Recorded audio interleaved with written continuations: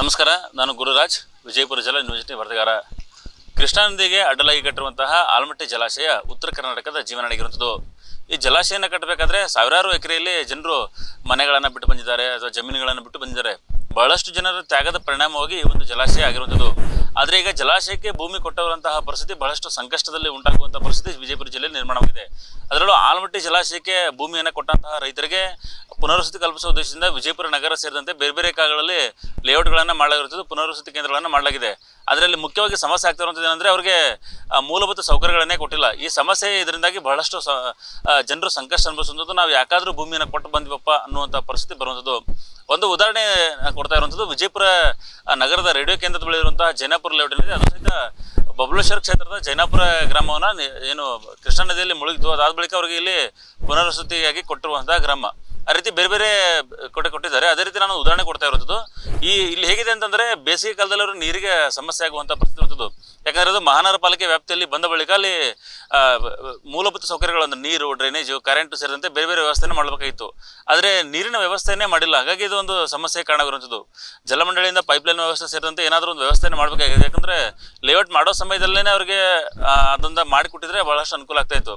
ಆದರೂ ಜನರು ಆರಂಭದಲ್ಲಿ ಮಳೆಗಾಲ ಅಥವಾ ಚಳಿಗಾಲ ರೀತಿ ಅನ್ನೋ ಕಾರಣಕ್ಕೆ ಬಂದರು, ಬೋರ್ವೆಲ್ ಹಾಕ್ಸ್ಕೊಂಡ್ರು, ಮನೆಯನ್ನು ಕಟ್ಸ್ಕೊಂಡ್ರು, ಅಲ್ಲಿ ಉಳಿತಾಯ ಆದರು. ಆದರೆ ಈಗ ಬೇಸಿಗೆ ಅಂತ್ಯಕ್ಕೆ ಬಂದಿದೆ. ಈಗ ಅವರಿಗೆ ನೀರೇ ಇಲ್ಲ. ಅಂದರೆ ಬೋರ್ವೆಲ್ಲಿಂದ ಬತ್ತಿ ಹೋಗಿರೋದ್ರ ಕಾರಣ ನೀರೇ ಬರ್ತಾ ಇಲ್ಲ, ಮತ್ತು ಪಾಲಿಕೆಯಿಂದ ಆಲ್ಟರ್ನೇಟಿವ್ ವ್ಯವಸ್ಥೆನೂ ಇಲ್ಲ. ಹಾಗಾಗಿ ಅವರು ಈ ಟ್ಯಾಂಕರ್ ಮೂಲಕವೇ ನೀರು ತಂದು ಹಾಕೊಳ್ಳುವಂಥ ಪರಿಸ್ಥಿತಿ ಇರುವಂಥದ್ದು.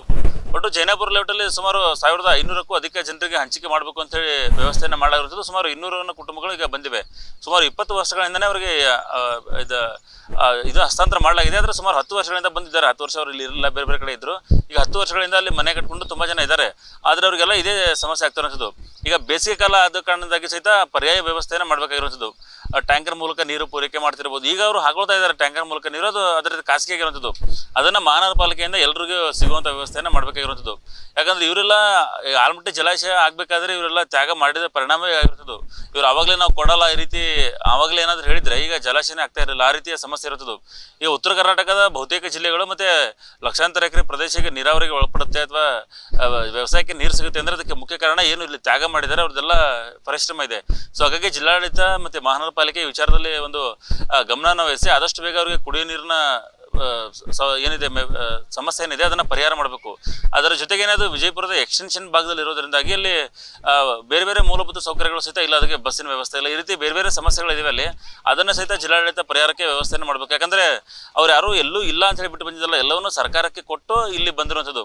ಅದರ ಪ್ರತಿಯಾಗಿ ಸರ್ಕಾರ ಅವ್ರಿಗೆ ಇಲ್ಲಿ ಜಾಗವನ್ನು ಕೊಟ್ಟಿದೆ. ಆದರೆ ಜಾಗ ಕೊಟ್ಟರ ಜೊತೆಗೆ ಮನೆ ಕಟ್ಕೊಂಡು ಹಿರಿ ಅನ್ನೋಕ್ಕಾಗಲ್ಲ, ಮೂಲಭೂತ ಸೌಕರ್ಯಗಳನ್ನು ಕೊಡಬೇಕಾಗುತ್ತೆ. ಸೊ ಆದಷ್ಟು ಬೇಗ ಅದನ್ನು ವಿಜಯಪುರ ಮಹಾನಗರ ಪಾಲಿಕೆ ಕೊಡಬೇಕಾಗಿರುವಂಥದ್ದು. ಅಲ್ಲಿ ಜನರು ಸಹಿತ ಅದನ್ನು ಆಗ್ರಹ ಮಾಡ್ತಾ ಇದ್ದಾರೆ. ಯಾಕಂದರೆ ನಾವೆಲ್ಲವನ್ನು ಬಿಟ್ಟು ಬಂದಿದ್ದೇವೆ, ನಮಗೆ ಒಂದು ವ್ಯವಸ್ಥೆಯನ್ನು ಮಾಡಿಕೊಡಿ ಅಂತ ಹೇಳಿ ಅವರು ಆಗ್ರಹವನ್ನು ಮಾಡ್ತಾ ಇದ್ದಾರೆ.